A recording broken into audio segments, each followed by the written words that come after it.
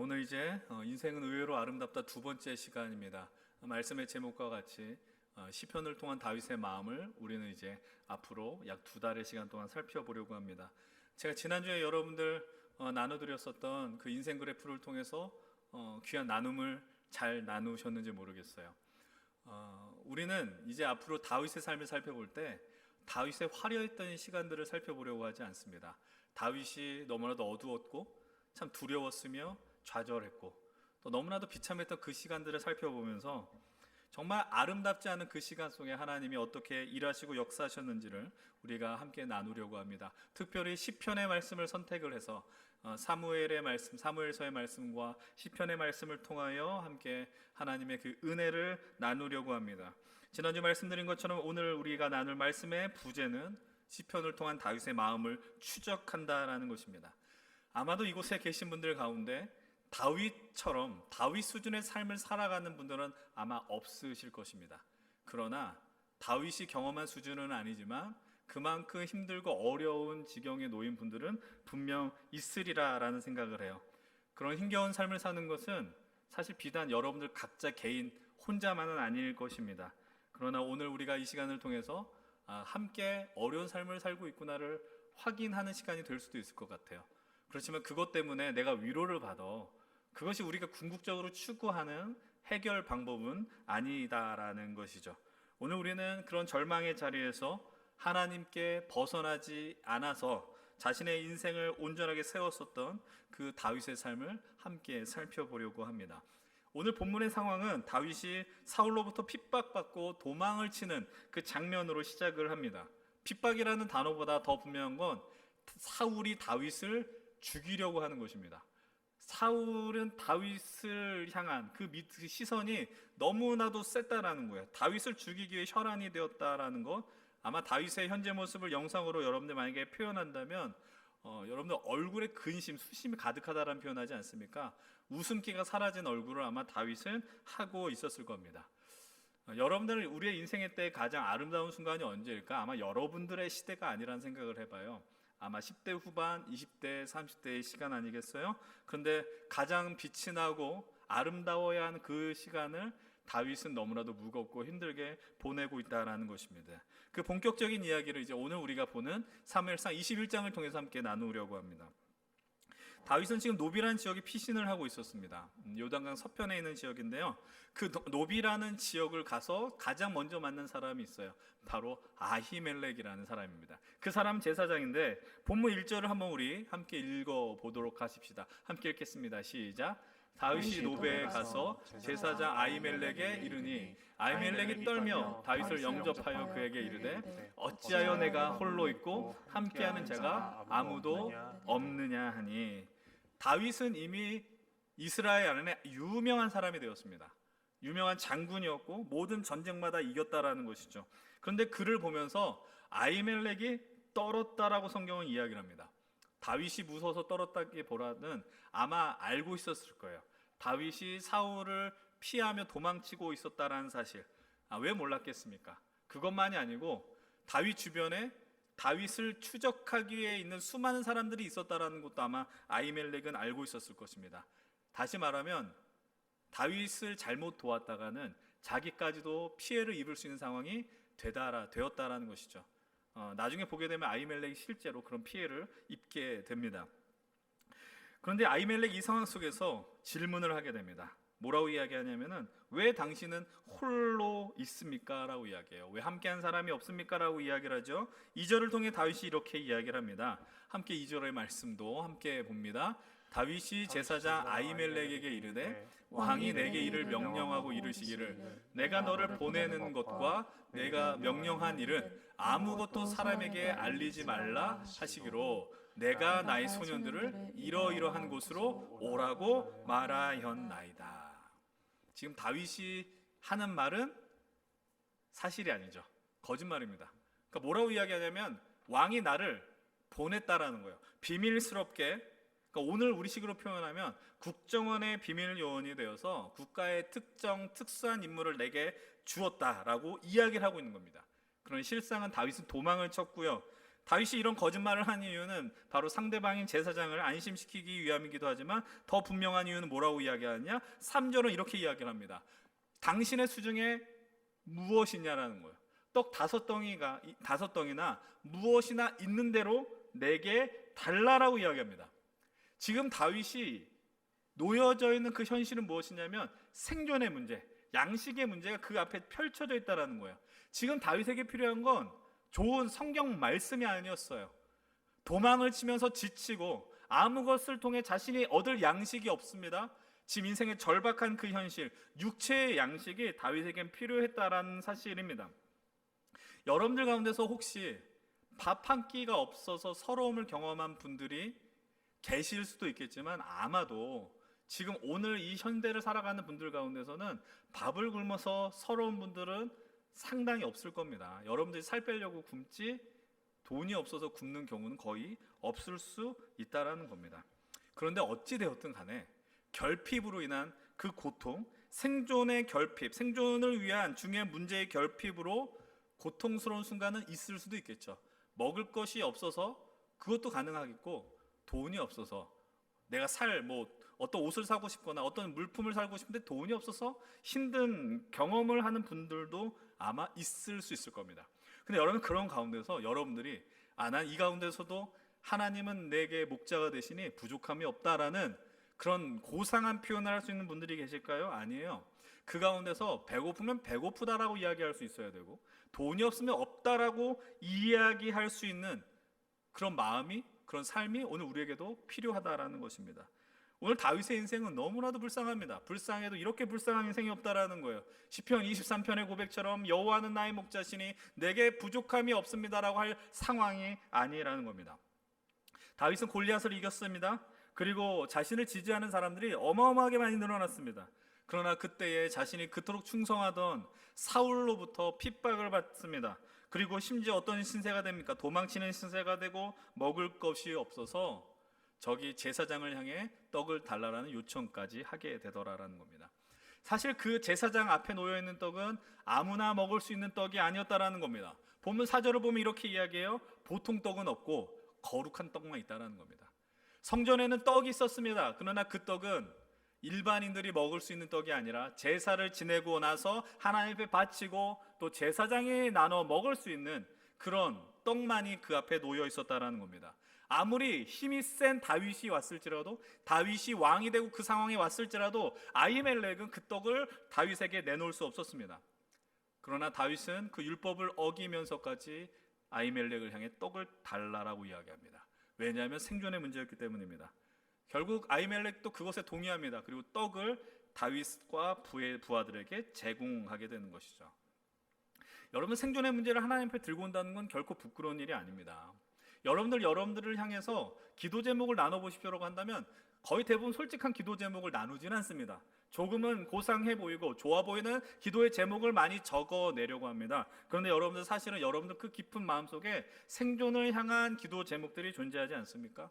아니면 여러분들 오늘 예배 가운데 내가 질병으로 고통당하고 있고, 내가 먹을 것이 없어 힘들고, 돈이 없어 힘들고, 내 미래가 보이지 않아 힘들다라고 하는 그 생존의 문제를 들고 나온 분들이 계십니까? 결코 부끄러운 일이 아니라는 겁니다. 여러분 기억하십시오. 하나님은 우리의 영과 육을 채워주신 하나님이에요. 그 믿음을 따라 예배해야죠. 하나님이 그런 상황 속에서 우리를 먹여주시고 입혀주시고 우리의 삶을 열어주신다는 것을 이 예배 속에서 진실로 확인하시길 바랍니다.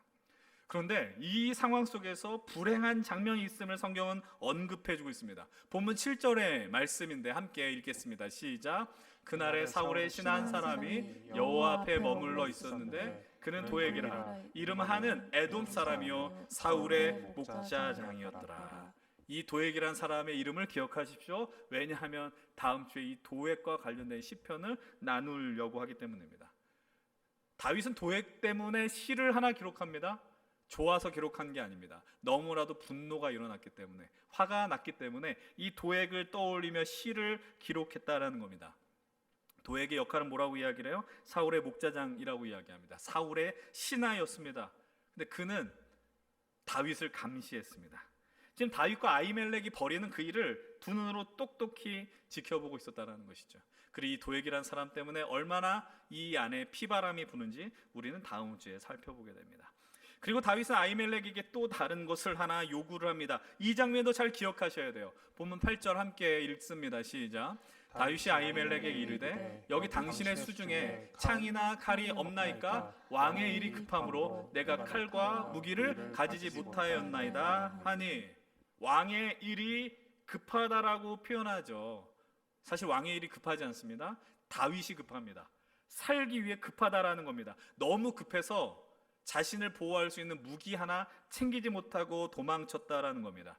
근데 그 성전에 하필 뭐가 있었느냐? 자신이 엘라 골짜기에서 아주 드라마틱하게 이긴 골리앗이 소유했었던 칼이 이 안에 있었다라는 것을 성경은 기록하고 있습니다. 아히멜렉은 이야기하는 것이죠. 이 칼밖에 없습니다. 다윗이 아마 골리앗을 이겼을 때보다 키가 더 컸던 것 같습니다. 그럼 그 칼이라도 주십시오. 그 칼을 들고 내가 나가겠습니다라고 말을 하고 있습니다. 이제 이후의 장면 유심히 보셔야 됩니다. 왜냐하면 그 칼이 누군가를 자극하는 하나의 도구가 되기 때문이죠.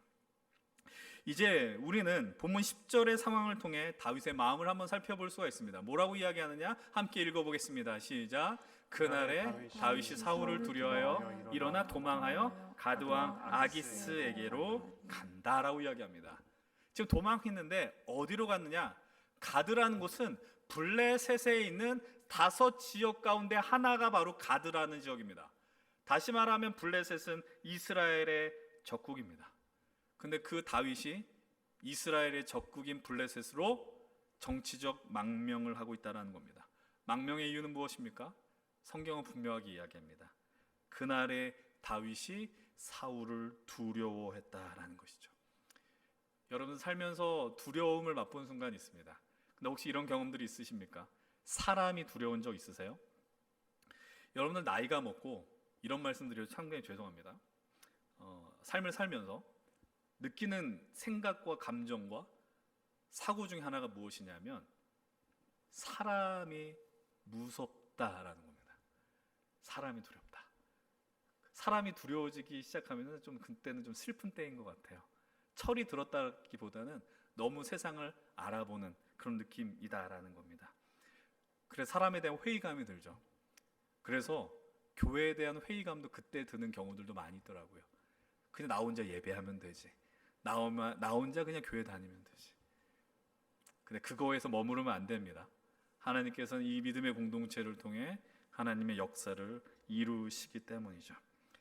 근데 지금 다윗은 너무 두려웠어요. 이 감정을 잘 보셔야 됩니다. 다윗이 너무 두려웠고요. 그 두려움이 어디로 이끌었느냐? 적국인 블레셋으로 갔다라는 겁니다. 이렇게 간 이유는 무엇이겠습니까? 계산했겠죠. 내가 지금 과거에는 골리앗을 이긴 사람이었지만 지금 블레셋에 갈 때는 유용한 하나의 카드가 될 수 있다라는 자신의 계산이 깔렸을 겁니다. 이스라엘에게 유리한 하나의 카드가 될 수 있었다라는 것, 조금이라도 이것에 유리하게 쓰임받지 않았을까라는 인간적인 생각이 그를 블레셋으로 이동시켰다라는 겁니다. 근데 불행한 것은 무엇이냐면 다윗은 유명해도 너무 유명했다라는 겁니다. 유명세를 누리는 건 좋은 일 같지만 그러나 때로는 불편한 일이 될 수도 있다는 걸 여기서 이야기하죠. 본문 11절은 이렇게 말합니다. 11절의 말씀인데요. 함께 봅니다. 아기스의 신하들이 아기스에게 말하되 이는 그 땅의 왕 다윗이 아니니까 무리가 춤추며 이 사람의 일을 노래하며 이르되 사울이 죽인 자는 천천히요 다윗은 만만히로다 하지 아니하였나이까 한지라. 여러분 아기스의 신하들이 한 말을 유심히 보셔야 됩니다. 뭐라고 이야기해요? 다윗을 향해서 이는 그 땅의 왕이라고 이야기합니다. 다윗이 왕이 됐어요? 왕이 아니거든요. 근데 외부에서 볼 때 뭐라는 거예요? 사울이 왕이지만 왕이 아니라는 겁니다. 진짜 왕은 다윗에게 있다라고 성경은 분명하게 이야기를 하고 있는 겁니다. 너무나도 잘나면 이런 위협이 있는 것 같아요. 힘이 세지면 시기 질투가 주변에 어마어마하게 많이 일어난다라는 거죠. 너무 유명한 노래들을 다 기억합니다. 사울이 죽인 자는 천천히고 다윗이 죽인 자는 만만이라도 그렇게 이야기했었던 노래를 그들은 다 기억하고 있다라는 겁니다. 다윗이 아무리 살고 싶어서 여기 왔지만 그곳에서 본인이 얼마나 위험한 존재인지를 이제 뼈저리게 느끼게 되는 것이죠. 그리고 심지어 그들의 다윗의 손에 들린 게 뭐라고요? 골리앗의 칼이라고요. 그러면은 그 골리앗의 칼을 보면서 그 블레셋의 아기스의 신하들이 아기스 왕이 얼마나 자극을 받았겠습니까? 쟤는 아무리 우리를 살려달라 오는 그 사람일지라도 우리에게 위협을 주었던, 상처를 주었던 사람이다. 그렇게 떠올릴 수밖에 없었다라는 겁니다. 그래서 다윗은 어떤 모습으로 변하느냐? 본문 12절도 잘 보셔야 됩니다. 함께 12절 읽겠습니다. 시작. 다윗이 이 말을 그 마음에 두고 가드왕 아기스를 심히 두려워하여. 이게 누구라고요? 다윗입니다. 여러분, 다윗은 멋있다라고 생각하지 않았어요. 다윗은 용감하다 이렇게 생각하지 않았어요. 그런데 다윗이 이 자리까지 오기까지는 무엇으로 인한 두려움이었어요? 사울로 인한 두려움이었습니다. 근데 이제는 어떤 두려움이 올라와요? 새로운 두려움. 사울 때문에 두려워서 가드왕 아기스에게 갔는데 이젠 사울이 아니라 그 눈앞에 있는 아기스로 인한 두려움이 몰려오게 되는 겁니다. 여러분, 이런 경험들 있지 않습니까? 내가 두려운데 두려움에 어떤 생각을 하다 보니 좀 더 큰 두려움이 몰려오게 된다는 겁니다. 여러분들 누군가 부정적인 생각이 여러분들 엄습할 때에 그때 그 부정적인 생각을 깨트리지 않아요. 혼자 잠자리에 누우면서 안 좋은 생각으로 자꾸 자기를 몰아넣는다라는 거예요. 그런 좋지 않은 습관은 버리셔야 하는데 우리가 너무나도 연약해서 어둠이 밀려면 어둠으로 자꾸 들어가려고 하고 부정적인 생각이 몰려면 부정적인 것으로 간다라는 것이죠. 더 비참해지는 겁니다. 다윗은 이 현실 속에서 자신의 삶에 대해 적극적이고 절박한 몸부림을 치게 됩니다. 여러분들 생존에 문제가 있으면 절박한 움직임을 감당하셔야 됩니다. 근데 어떤 움직임을 감당하고 있어요? 우리가 기대한 것과는 달라요. 다윗이라면 이렇게 해야지 전혀 아닙니다. 본문 13절의 말씀 함께 읽겠습니다. 시작. 그들 앞에서 그의 행동을 변하여 미친 체하고 대문짝에서 그적거리며 침을 수염에 흘리매. 여러분, 그 멋있는 다윗이 미치광이처럼 행동합니다. 침을 흘립니다. 흥분해서 흘리는 게 아니에요. 일부러 흘리는 거예요. 게다가 그 얼굴에는 수염이 아주 멋있게 자라나지 않았겠어요? 근데 그 침이 수염을 적시게 되더라라는 것이죠. 대문짝을 긁고 있고. 상상해 보십시오. 이런 비참한 모습이 어디 있겠습니까? 근데 이렇게 미친 체하고 어떤 일을 벌어져요? 살아났어요. 근데 이런 모습을 보면서 이런 질문을 한번 던져보면 어때요? 이렇게까지 살고 싶으냐라는 거예요. 야, 이렇게까지 버티고 싶은가? 그런데 이 질문을 다윗에게 할 때 여러분들의 마음이 어떻습니까? 다윗의 모습이 나와는 상관없는 다른 사람의 이야기로 들리십니까? 저는 그렇다고 생각하지 않아요. 오늘을 살아가는 여러분들도 이렇게 살아가지 않습니까? 이렇게까지 살려고 하지 않습니까? 이렇게까지 버텨내려고 하지 않습니까? 근데 그렇게라도 해야지 살아남아요. 예전에 좀 꽤 오래된 드라마입니다. 옛날에 직장인들의 애환을 다뤘던 미생이라는 드라마에 많은 직장인들을 울렸었던 하나의 대사가 있습니다. 그게 뭐예요? 버티는 게 이기는 거다라는 것이죠. 여러분 삶의 자리에서 지금 버틴다라는 마음으로 살아가는 분들 안 계십니까? 그렇게 버티지 않으면 바보 취급 당하는 것 같고 낙오자 되는 것 같고 실패자가 되는 것 같은, 젊었을 때는 자존심을 지켰는데 지금은 자존심을 지켰다가는 큰 손해를 보는 지경에 이르는 상황에 있지 않습니까? 여러분들 부모님들 한번 생각해 보십시오. 여러분들 부모님들 가운데 그런 표현을 많이 씁니다. 이런 표현 죄송한데 더럽고 치사하지만 버티는 이유가 무엇이냐? 나의 가정 때문이다라는 것이죠. 예전엔 그 말을 이해할 수 없었습니다. 근데 조금씩 그것이 이해가 되어 오더라고요. 그리고 여러분들 부모님들 가운데 혹시 퇴직이 가까우는 분들 계십니까? 그분들이 많이 하는 이야기가 있습니다. 빨리 시집 장가 가라라는 겁니다. 왜요? 내가 현직에 있어야지 조금이라도 더 많이 와서 부조하지. 그 마음을 갖고 많이 그런 이야기들을 하지 않습니까? 여러분, 그렇게 버티면서 많이 우리가 살아가고 있어요. 이게 오늘 우리가 읽은 사무엘상의 다윗의 아름답지 않은 현실입니다. 이 말씀을 기억하며 이제 오늘 우리가 읽지 않은 시편 56편으로 넘어가려고 합니다. 여러분, 시편 56편의 표제는 이렇게 기록이 되어 있습니다. 뭐라고 이야기하느냐? 다윗이 갓에서 블레셋인에게 잡힌 때라고 이야기합니다.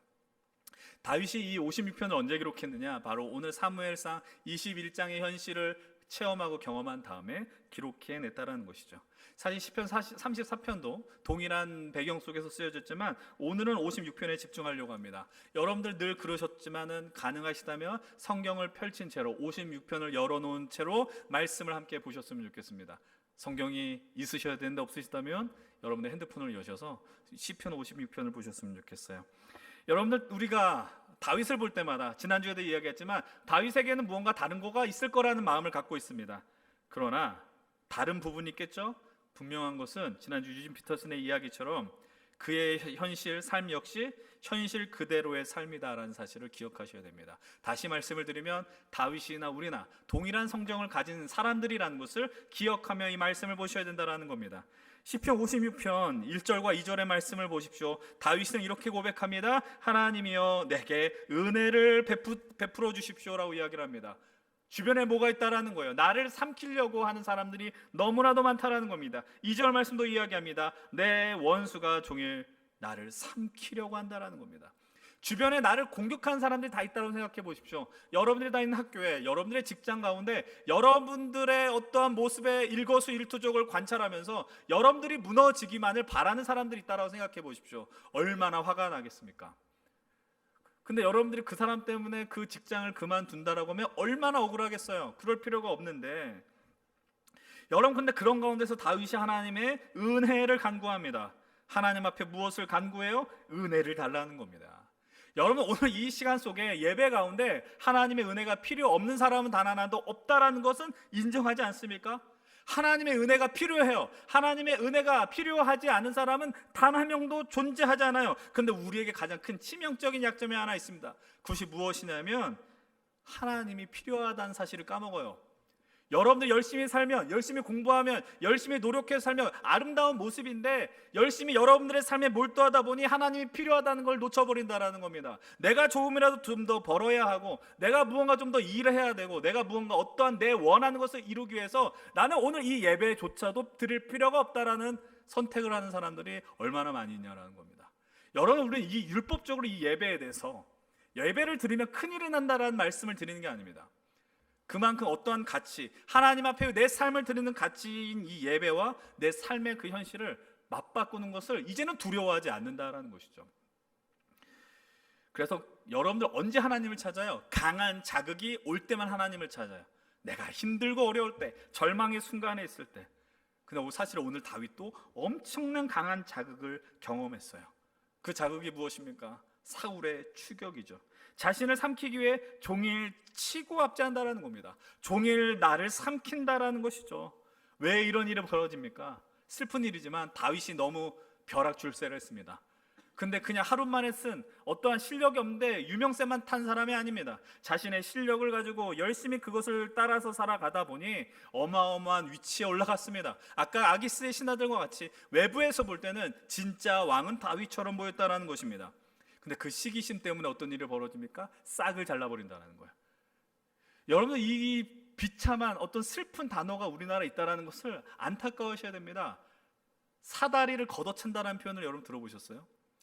예전에는 계층 간에 이동이 있다라고 이야기를 하지 않습니까? 개천에서 용난다라는 표현들. 근데 이제는 어떤 일이 벌어져요? 가진 자가, 있는 자들이, 힘을 가진 자들이 그 자리를 탐내는 사람들, 탐낸다는 표현은 좀 그렇고, 그 자리를 올라가기에 나간 사람들이 올라올 때 그 사다리를 걷어차서 내 자리를 탐내지 않게, 넘보지 않게 한다는 겁니다.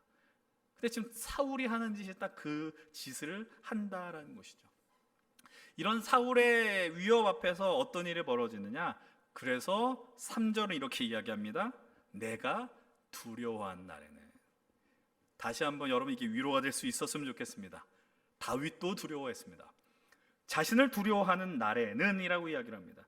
여러분, 오늘 우리가 읽었었던 사무엘상 21장에 계속해서 반복되어진 다윗의 감정이 무엇이었어요? 사울을 두려워해서 블레셋으로 넘어갔고, 근데 어떤 일이 벌어져요? 아기스까지 두려워졌습니다. 제가 이 말씀을 상당히 여러분들에게 말씀을 드렸었습니다. 어떤 말씀이냐? 착각한다는 것이죠. 우리가 믿음이 있으면 겁이 없는 줄 안다는 겁니다. 믿음이 좋으면 가뿐하게 그 고난과 아픔을 이기는 줄로 압니다. 목사가 되면 기도하면 그 순간을 넘어가는 줄로 압니다. 근데 그렇게 신앙생활하는 사람은 단 한 사람도 없습니다. 고통의 순간과 아픔의 순간이 존재하더라라는 것이죠. 다윗도 마찬가지입니다. 그뿐만 아니라 본문 6절도 이렇게 이야기를 합니다. 그들이 내 생명을 엿보았던 것과 같이 또 모여 숨어 내 발자취를 지켜봅니다 라고 이야기합니다. 이 사람을 누구를 이야기할까요? 우리가 아까 전에 봤었던 도액을 이야기합니다. 여러분 누군가 여러분을 향해서 관심을 갖고 쳐다보는 것은 좋은 일이죠. 여러분 누군가를 향한 마음이 생기면 그분 사람에 대한 마음이 있어서 관심을 갖게 됩니다. 근데 그것이 아니라 감시를 한다. 나를 무너뜨리기 위해서 계속해서 다가오는 인생들이 있다. 속이 뒤집어질 노릇이다라는 겁니다. 그래서 그때 다윗이 이런 고백을 합니다. 본문 7절의 말씀은 함께 한번 읽어보겠습니다. 7절입니다. 시작. 그들이 악을 행하고야 안전하오리까 하나님이여 분노하사 뭇 백성을 낮추소서. 오늘 우리가 봐야 되는 하나의 기도 제목 중에 하나입니다. 하나님이여 분노하사. 하나님 분노해 주십시오라는 기도를 합니다. 여러분 이런 기도 해보신 적 있어요? 다윗의 기도를 보면서 야 어떻게 이런 기도를 하냐라는 마음을 가지고 계시지 않습니까? 그런데 죄송하지만 너무 착한 척 하실 필요 없을 것 같아요. 여러분 다윗이 오늘 이 말씀 앞에서 우리가 발견할 수 있는 그의 강점 중에 하나는 무엇이냐? 하나님 앞에서의 솔직함입니다. 여러분들 하나님 앞에서 고상한 척 할 필요가 없습니다. 꾸밈이 없잖아요. 하나님 분노해 주십시오라고 이야기합니다. 하나님 내가 이렇게 힘든데 그를 향하여 분노해 달라는 것이죠. 다윗은 아프면 아프다라고 이야기할 줄 아는 사람입니다. 슬프면 슬프다라고, 두려우면 두렵다라고 이야기할 수 있는 사람이었습니다. 그런데 그것을 누구한테 했어요? 하나님 앞에서 했습니다. 하나님 앞에서 했더니 어떤 일이 벌어지느냐? 하나님이 그를 인정했다라는 것입니다. 여러분 다윗의 하나님을 향한 간절한 마음 여기서 그치지 않아요. 본문 8절은 이렇게 이야기합니다. 어마어마한 고백을 이곳에서 합니다. 8절 말씀도 함께 읽겠습니다. 시작. 나의 유리함을 주께서 계수하셨사오니 나의 눈물을 주의 병에 담으소서. 이것이 주의 책에 기록되지 아니하였나이까. 유리하다라는 뜻이 뭐예요? 떠돌아다닌다라는 거잖아요. 근데 그렇게 떠돌아다니면서 하나님이 어떻게 하세요? 외면하지 않는다라고 이야기를 해요. 뭐라고 이야기해? 계수하셨대요. 여러분 이런 말씀을 통해서 은혜 받으셨으면 좋겠어요. 하나님이 여러분들의 삶을 계산하고 있다고요. 계산한다란 말의 의미는 네가 얼마나 날 사랑했어 그걸 계산한다는 게 아니라 여러분의 삶의 형편을 보고 있다는 거예요. 네가 지금 이만큼 아프구나, 네가 지금 이만큼 두려워하고 있구나, 이걸 보면서 우리를 향해 집중하고 있다고요. 근데 다윗이 도망칠 때 어떤 일을 벌여요? 눈물이 나요. 눈물이 얼마나 많은지 자신의 눈물을 병에 담을 만큼 있다라고 고백하고 있다라는 겁니다. 하나님을 향해서 주님 내 현실을 외면하지 말라라고 고백하죠. 저는 여러분들 이 고백이 그냥 낭만적인 표현으로 여러분들에게 들리지 않았으면 좋겠어요. 다윗의 시적 표현이 너무나도 좋구나라고 듣지 않았으면 좋겠어요. 지금 다윗은 낭만을 이야기하는 게 아닙니다. 자신의 현실을 이야기하는 겁니다. 여러분 이 예배 앞에서 여러분들이 하나님 앞에 무언가 잘난 척할 필요가 뭐가 있어요? 나는 이만한 모습을 갖고 나온 이걸 갖고 이야기할 필요가 뭐가 있냐고요. 내가 하나님 앞에 이만큼 헌금을 드리고 내가 이만큼 한 번도 예배 빠지지 이런 게 뭐가 필요하냐라고요. 하나님 분노해 주십시오. 저 원수가 내 앞에 있습니다. 하나님 내 눈물이 너무 많습니다. 내 눈물을 계산해 달라고 이야기를 하십시오. 현실적인 이야기를 한다라고요. 다윗의 강점이 뭐라고요? 하나님을 놓치지 않았다고요. 하나님을 놓친다라는 것만큼 큰 죄와 어리석은 일이 어디 있겠습니까? 여러분 우리가 죄를 지으면 어떤 일 가운데 빠진지 아십니까? 죄 많은 이의 특징이 뭔지 아십니까? 피합니다. 하나님도 피하고 사람도 피하게 됩니다. 여러분 재밌는 제가 하나 이야기, 재밌지 않을 수 있는데 어떤 일이 있냐? 교회에 오랜만에 오는 청년들이 가끔 있다고요. 그럼 제가 반가워가지고 인사를 하려고 합니다. 근데 걔네들은 도망칩니다. 제가 그리고 그 청년들 향해서 하이파이브를 하려고 하면 걔네들 마음속에 뭐가 있는지 압니까? 목사님이 나를 때리려고 하는구나 이렇다고요. 왜요? 지가 잘못한 걸 알기 때문이죠. 빠지지 마세요. 그러니까 여러분 누구나 다 아픔과 절망과 실패의 실수를 다 경험합니다. 근데 우리의 실력은 뭐냐? 절망과 아픔과 실패에 함몰되니까 눈물이 너무 나니까 다른 게 생각이 안 나면 큰일 난다는 겁니다. 하나님이 생각나야죠. 정말 하나님을 떠올릴 수 있는 그 실력이 우리에게 있어야죠. 그러면서 하나님 앞에 말씀드려야 돼요. 하나님 제 형편 아시잖아요. 여러분, 우리가 하나님 앞에 어떤 고상한 기도를 드릴 수 있는 지경은 당장의 것으로는 가능하지 않다고요. 여러분들 앞에 있는 현실을 다 드러내면서 하나님, 내가 이 형편없는 내 삶 하나님 앞에 나아갑니다라고 하면서 하나님의 마음을 알아간다라는 겁니다. 그게 믿음의 과정이죠. 어떤 사람이 처음부터 하나님, 나는 하나님 나라에 대한 그 지극히 높은 가치를 이야기하면서, 죄송스러운 표현입니다, 건방을 떨 수 있습니까? 그럴 수 없어요.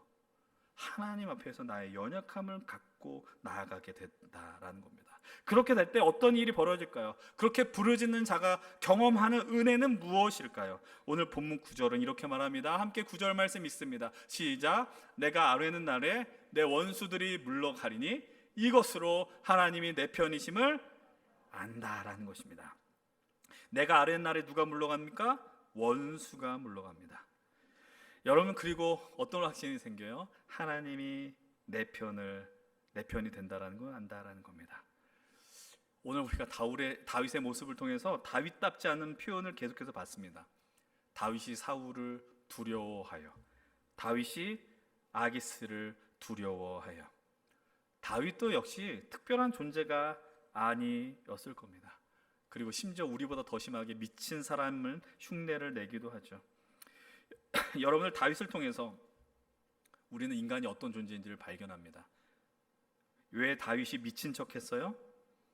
살려고 합니다. 여러분, 오늘 우리가 왜 이 자리에 있어요?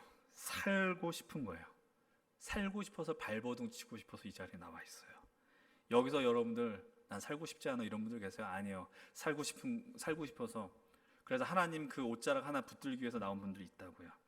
여러분들이 눈물 나고 두렵지만 이 자리를 지키려고 하는 이유는 살아남기 위함이에요. 살아내고 버티기 위함이죠. 여러분들, 우리 인생을 그래서 이렇게 요약할 수 있어요. 두려움의 연속이라는 겁니다. 여러분, 제가 다시 한번 질문을 드립니다. 여러분, 하루를 시작할 때 여러분들 두렵게 하는 그 현실이 무엇입니까? 직장에서 만나는 그 상사가 여러분들 두렵게 할 수 있습니다. 여러분 가정에 있는 그 현실이 여러분들을 두렵게 할지 모릅니다. 지금 여러분들의 삶 속에 미래가 보이지 않아 두려운 사람이 있을 수 있습니다. 결혼 정년기가 돼서 사람들은 결혼에 대한 이야기를 하지만 그것 때문에 스트레스를 받고 두려움에 있는 분들이 있을 수 있습니다. 취업 문제 때문에 힘들어하는 사람이 있습니다. 근데 그 두려움은 다 있습니다. 없는 사람이 없죠. 어떤 특정한 개인에게만 있지 않다라는 사실입니다. 목회 현장에도 두려움이 있습니다. 이 목회 현장이 사람의 능력으로 할 수 없다라는 것을 깨닫죠. 하나님이 함께 하셔야 가능하다라는 걸 압니다. 아는데 두렵습니다. 여러분, 우리의 문제는 이래요. 아는데 두려워요. 모르지 않아요. 제가 늘 말하잖아요. 여러분들 어떻게 하면 여러분들의 문제가 풀리는지 다 알고 있어요. 이 자리에 있으면서도 늘 생각하는 것이 무엇이라고 말씀드렸어요. 나 같은 사람이 이런 이야기를 할 수 있는 자격이 있냐라는 거예요. 내가 여기서 하나님의 말씀을 전할 자격이 있는가. 근데 그런 가운데서 발견하는 게 뭐냐, 이 현실을 하나님이 허락했다는 걸 발견하는 거예요.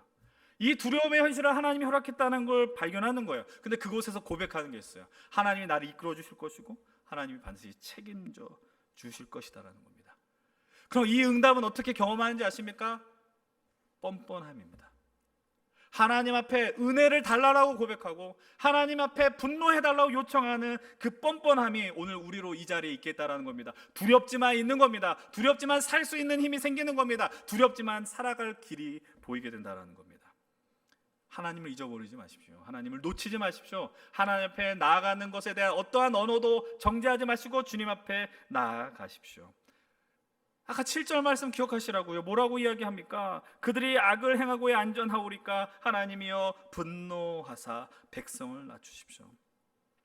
다윗처럼 하나님을 늘 인식하는 그 믿음의 길을 가시길 간절히 바랍니다.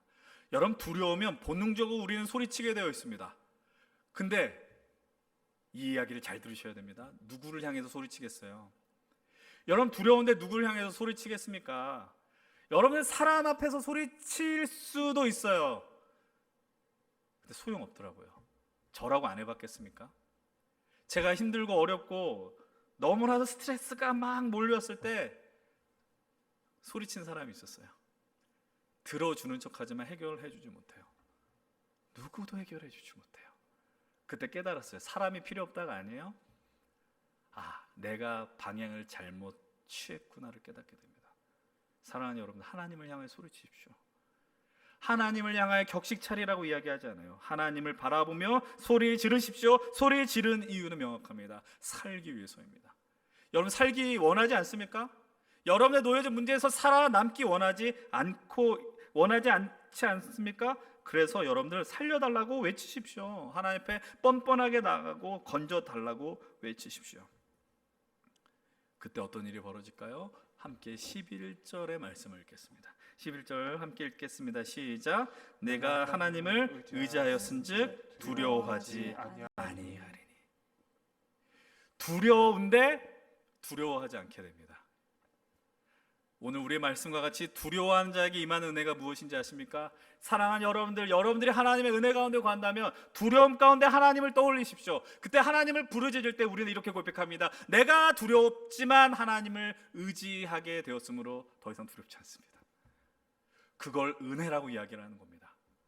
두려우십니까? 하나님을 떠올리시고 기억하셔서 그곳에서 하나님을 향해 부르짖으십시오.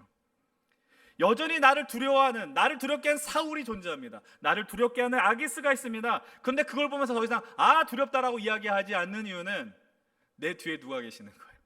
그 두려움의 대상보다 더 큰 나의 든든한 백이 되어주신 하나님의 아버지가 있기 때문입니다.